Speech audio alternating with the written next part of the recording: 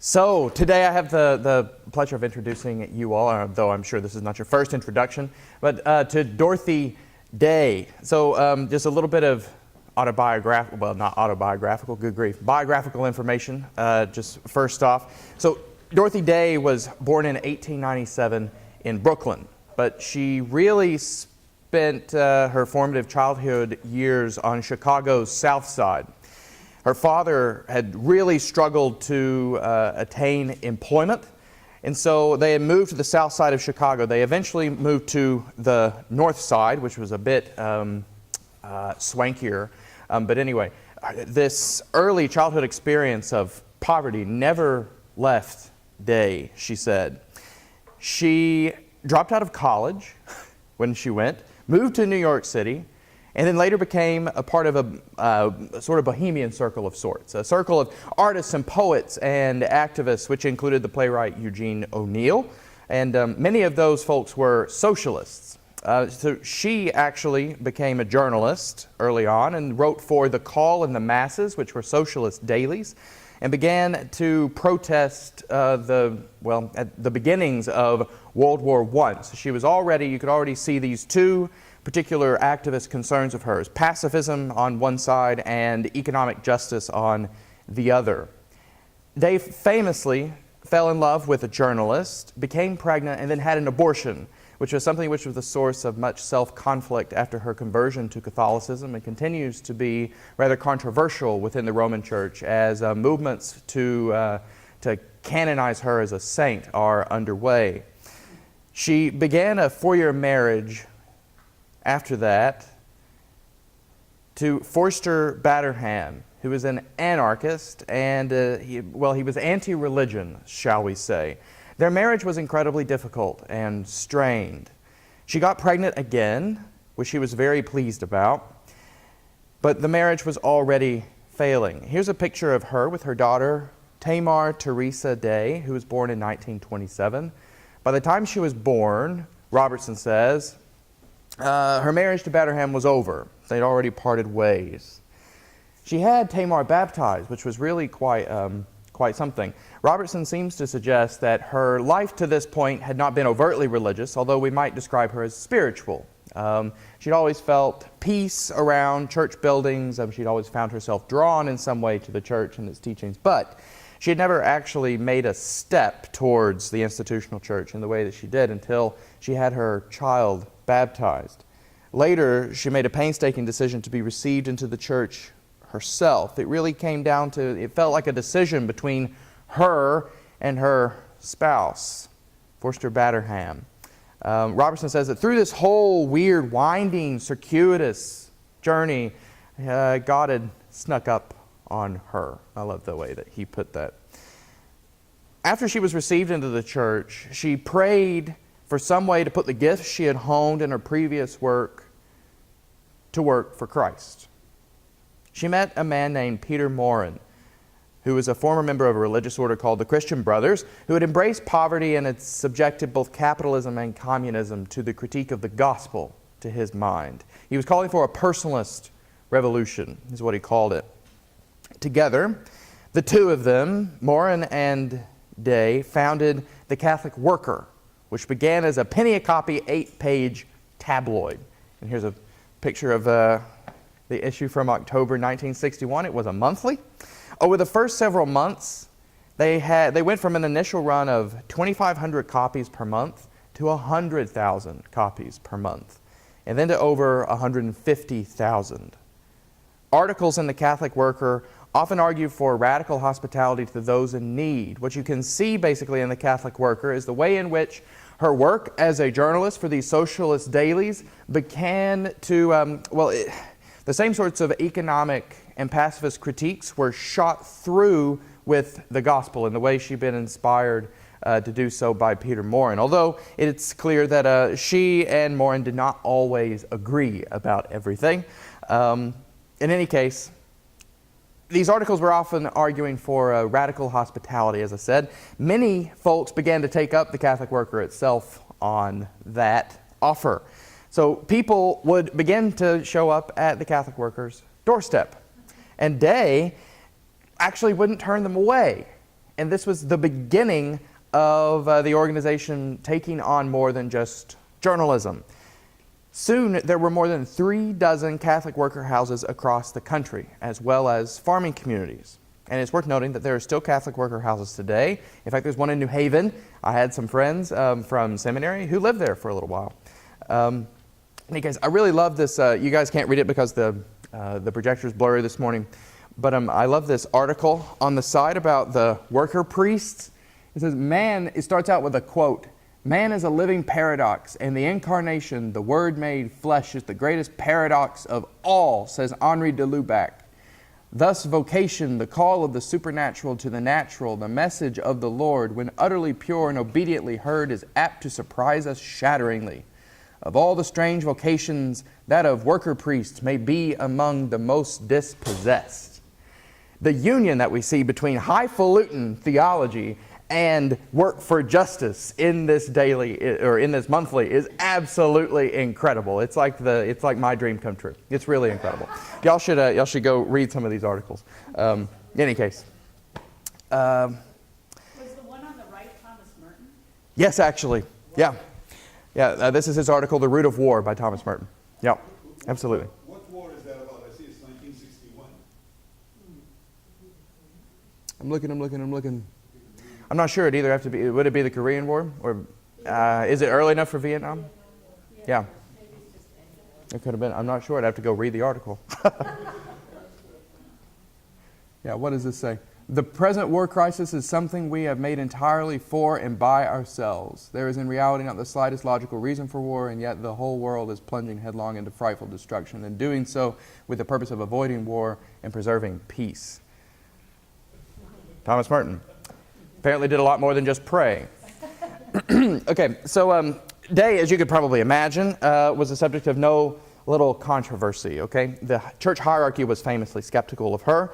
The most famous story of the hierarchy's skepticism was when Monsignor Edward Gaffney of the Archdiocese of New York approached her, concerned that the way her rhetoric could be used by communists in the U.S. and abroad, and asked her to remove the word Catholic from Catholic worker. He said, basically, you can write whatever you want. We're glad you're a Catholic, but you can write whatever you want under the worker. Just please don't call it the Catholic worker. She famously replied, if you feed the poor, you're a saint. If you ask why they are poor, you're a communist. We do both here, but we are neither saints nor communists. Day's activism was both economic and pacifist, both early on at the beginning of her life and in the heyday of her work with the Catholic Worker. She wrote an article for the Catholic Worker in 1953 in which she said, quote, the class structure is of our own making and by our consent, not God's, and we must do what we can to change it, end quote. She also fought the anti-Semitism of Catholic media personalities such as Father Charles Coughlin during World War II. Many of these Catholic media personalities were actually stoking and fostering the same anti-Semitism that gave rise to National Socialism in Germany. And even while she fought that, she also protested the Allies' indiscriminate bombing of places like Dresden, which she said resulted in the deaths of countless civilians and risked selling the United States' soul, even as we might be thinking we were fighting the good fight. She would condemn the dropping of atomic bombs at Hiroshima and Nagasaki, which Robertson says she found nothing less than blasphemous. And later she would protest the Vietnam War and refuse to take cover as mandated by law during drills for nuclear attacks. And this is what's actually pictured here. So she was mandated by law to take cover during these civil defense drills, and she would just refuse. And the sign that she's holding is actually pretty interesting. I'm going to read it to you.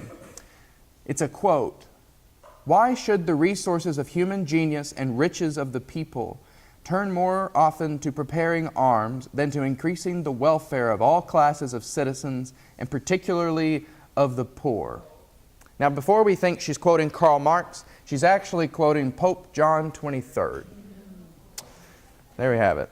And this is a picture from April 17th, 1959. She's picketing in front of City Hall in New York City during one of these drills. All of her acts were theologically rooted. It's very easy and far too quick to paint Dorothy Day as a kind of secular activist over which she has spread a veneer of Catholic teaching. That's actually not the case. All of her works were rooted in the tradition, which goes back quite a long way, of the corporal and the spiritual works of mercy. The spiritual works of mercy are to admonish the sinner, to instruct the ignorant, to counsel the doubtful, to comfort the sorrowful, to bear wrongs patiently, to forgive all injuries, and to pray for the living and the dead. The corporal works of mercy are to feed the hungry, to give drink to the thirsty, to clothe the naked, to ransom the captive, to harbor the harborless, to visit the sick, and to bury the dead. You'll remember some of these corporal works of mercy in particular from Matthew 25, the famous place where Jesus puts forth a scandalous identification of himself with the poor, the least of these, my brethren. Truly I tell you, whatever you've done unto them, you've done unto me. Many of these, feeding the hungry, giving drink to the thirsty, clothing the naked, and visiting the sick, and so on, come straight from Matthew 25. There are other sources for the corporal works of mercy, including a passage from Isaiah, I think. But in any case, I'm happy to look more into that with you if you all are interested. She would write in the Catholic Worker something that I'm just going to read you a little bit of an article because it really does show how all of her work for justice and her critiques of economic inequality, as well as her pacifist activism, were really grounded in the tradition of the Church and in her theological convictions, and as I'll say in just a moment, in her devotional life. Here's just a quote, though, from one of the articles she wrote. "We have repeated so many times that those who have two coats should follow the early church fathers who said, 'The coat that hangs in your closet belongs to the poor.'" Just an aside. The early church fathers actually do say that. That's nearly a direct quote from John Chrysostom. Chrysostom thought that if you had more than you needed, you had stolen it from the poor. It actually didn't belong to you. Whatever you have in excess of what you need is not actually your property. The coat that hangs in your closet belongs to the poor. They did actually say that. Back today. "And those who have a 10-room house can well share it with those who have none. How many large houses could be made into several apartments to take in others? Much hospitality could be given to relieve the grave suffering today. But people are afraid. They do not know where it will end. They have all gone far enough in generosity to know that an ordeal is ahead, that the person taken in will most likely turn into the friend of the family. No use starting something you cannot finish, they say. Once bitten is twice shy. We have all had our experiences of ingratitude, of nursing a viper in our bosom, as the saying goes. So we forget about the necessity of pruning in the natural order to attain much fruit. We don't want to pay the cost of love. We do not want to exercise our capacity to love." What I find so powerful about this particular passage is that Day shows she has a real pastoral sensibility. She starts out with, well, this is just the teaching of the Church's tradition, which is consonant with the words of Jesus himself. The coat in your closet doesn't belong to you, it belongs to the poor. But then she says, the reason why we don't actually live this way is because we're afraid. We're scared. We're scared about where it will end. We're scared, well, maybe if I give this coat away, then I'll have to give away all my other coats. Maybe I won't end up with any coats. Or maybe if I invite this person in for a night to stay with me, they'll end up moving in. Or maybe they'll even become, quote unquote, a friend of the family. And how many friends of the family can we really stand to have? We're afraid. But she goes on to say that this fear is really no excuse. This fear is just part of the way of the cross. She says, love must be tested and tried and proved. It must be tried as though by fire. And fire burns. You can almost see her shrugging. She's like, yep, it's scary. Yep, it's hard. Yes, it will cost you a lot. Sorry, fire burns. And then she goes on to say, she ends this section really beautifully. Here's what she says. We may be living in a desert when it comes to such perceptions now, and that desert may stretch out before us for years, but 1,000 years are as one day in the sight of God. and soon we will know as we are known. Until then, we will have glimpses of community in play, in suffering, in serving, and we will begin to train for that community. I think it's beautiful there how she's showing us that these communities that she was building in these Catholic worker houses, in which she wanted for all Christians to begin to build in their own homes, were preparation for that community, which is the kingdom of heaven, which we will all inherit at the end of days. Anyway, a really interesting pairing there. Jim Forrest, who was the editor of the Catholic Worker in Day's later years, noted that her commitment to justice was not only theologically grounded, but it was rooted in her own devotional and prayer life. In many ways, the Catholic Worker movement was a continuation of the philosophy of ora et labora, prayer and work, which characterized so many monastic movements. But Forrest noted particularly the influence of Saint Therese de Lisieux, the 19th century French Carmelite, who was famous for her articulation of the little way, which focused on doing small deeds rather than on mighty works. Day worked by little and by little, as she said, to recognize the face of her Lord, who, she said elsewhere, is, quote, disguised under every type of humanity that treads the earth. Really quite incredible. So that's Dorothy Day. It's worth noting that there are movements, as I said, to make Day a saint in the Roman Church. Day, as far as I know, is not in our calendar of saints because she's not been. She simply hasn't been dead long enough. We have a requirement that you have to be dead long enough before you actually make it into our calendar of saints. But she is in the official list of people who we're counting down the days as soon as she gets it up. I think it's 50 years or something like that. As soon as she has her 50 years, bingo. There are movements for Day's canonization in the Roman Church. Day, of course, famously said, "Please don't make me a saint. I don't want to be dismissed so easily." So she herself was rather ambivalent about that. Robertson brings out that quite vividly at the end of his chapter, that turning Day into a saint might be a way to blunt the power of her witness. We should at least grapple with it honestly, even if we don't like it very much or it makes us uncomfortable. But it is worth noting, I think, that when Pope Francis visited Congress, and when he addressed Congress, he mentioned several Americans. Among them were Thomas Merton, Abraham Lincoln, Martin Luther King Jr., and the only woman he mentioned was Dorothy Day. It's a rather high compliment from the Holy Father. An interesting, it says quite a lot, I think, about Pope Francis, and also about a potential turning of the tide, perhaps, in the hierarchy's attitudes toward Day, for better or for worse. I'll leave that ambivalent whether or not actually canonizing her would be something she would desire. In any case, we have 3 questions, and I think perhaps we have enough folks to do 3 different groups. What do you think, Martha? Do you think 3 groups or 2? I think 3. Okay, we'll do 3 groups. Let's say if you would like to discuss this first question, the Gospel called Dorothy Day to devote her life to the poor and marginalized. Why do you think her work posed a danger to church communities? Then why don't you meet up here by the podium?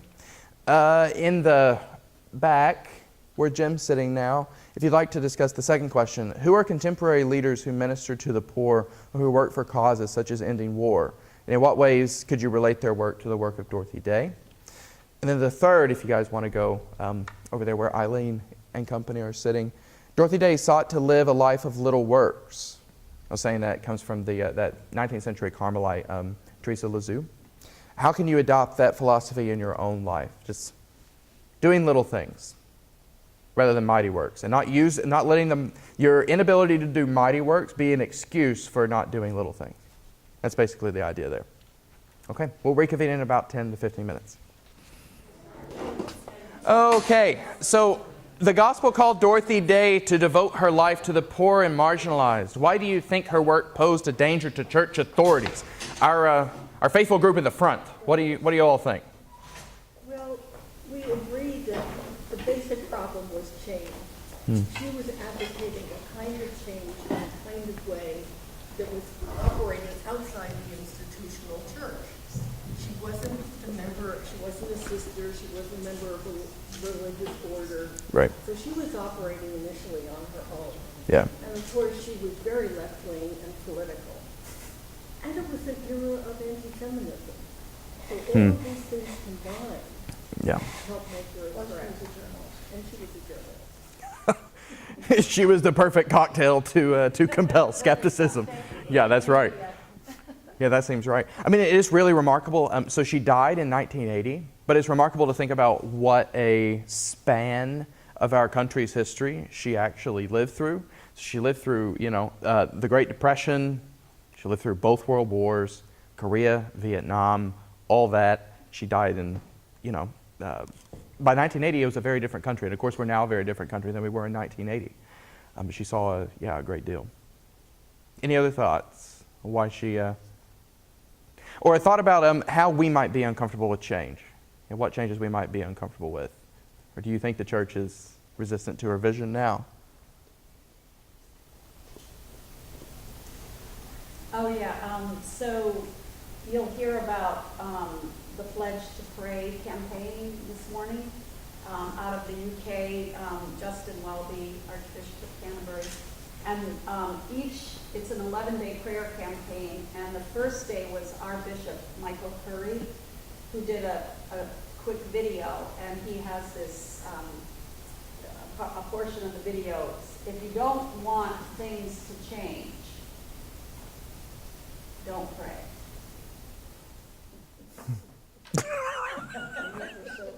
That is great. Isn't that great? That is awesome. Oh my gosh. Yeah, it's Yeah. a good little video, That's awesome. Ascension Day. Yeah, you better not try it because it might mess you up. And then you wonder why we have trouble praying. Right. Right? Yeah. Well, it's about fear. Well, we'll talk about that in just a second with the third group. Well, also there's that phrase, be careful what you pray for. Indeed. Yeah, indeed. You just might get it.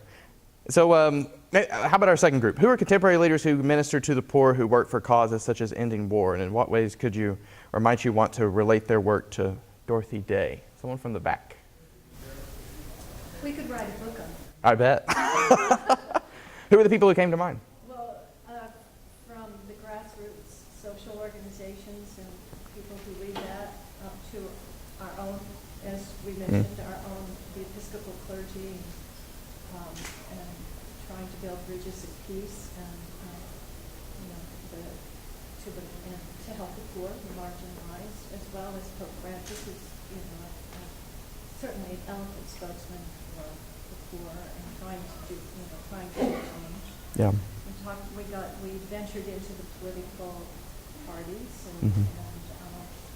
and stands on political issues, and we also talked about Israel and Palestine and The Bishop nuns. of Jerusalem, Mm. well, guys assume. Yeah. How many of those countries, Syria, Lebanon, I can't remember, there's 5, I guess, and he can't even cross from Israel into some of those countries to be with his people. But Right. he's a leader, Kathy Wright, when we met with him, Kathy Pike. Remember when we met with the bishop and Eileen of Jerusalem, and you did, that's right, on your trip. But he does a lot of work with the different groups in Jerusalem, trying to bring peace or education or healthcare he's a leader for that. But we did talk a little bit about how you could point out to some people in previous decades, like Martin Luther King, civil rights, or Cesar Chavez and farm workers, Right. or anti-war movement, the American brothers, or whatever. Yeah. And today, we were talking more about that there are small organizations where there aren't too many people who you could point to who are contemporary leaders Right. of a voice for a certain thing. I think the only person we thought of who was a contemporary leader might be Sister Prejean, who worked with the people who were sentenced to death on death Yeah. row, Yeah. at least in the U.S. But Yeah. anyway, so it was And there the are people. resistance movements. Some of those people, when you answer the second question, if their work related to the work of Dorothy Day, she lived and worked with the people Right. she served. I mean, it was hand in hand. It was a partnership, and some some of the people that we talked about are working at a different level. They're not in the trenches necessarily, but they're Right. trying to marshal resources. And Right. we talked about some of the Catholic nuns over the years who really were in the trenches working with establishing hospitals or moving out frontiers, hospitals, libraries, Totally. healthcare, refugees, who really were living and working with. Yeah. Yeah, absolutely. Not just writing about it, but living with. Yeah. Wow. Really well put. Yeah. Really well put. I have nothing to add. Just, yeah, Thanksgiving for your reflections. Right on. So our third group, Dorothy Day sought to live a life of little works. We talked a little bit about that. What do y'all think?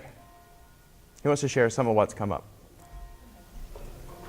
Well, I think the first comment we had is we had to ease this question because it's obvious, and then we talked a little bit. I asked a question, which I didn't get an answer to, is the little work, people on the street. Right. There's a little work. What do you do? But we talked about the various ways that all of us can do things. Go to the store, buy children's books, bring them to a place where children don't have books. Yeah. And I also commented that sometimes it's easier to help people far away rather than people who are right next door. Yeah. Your family or your town.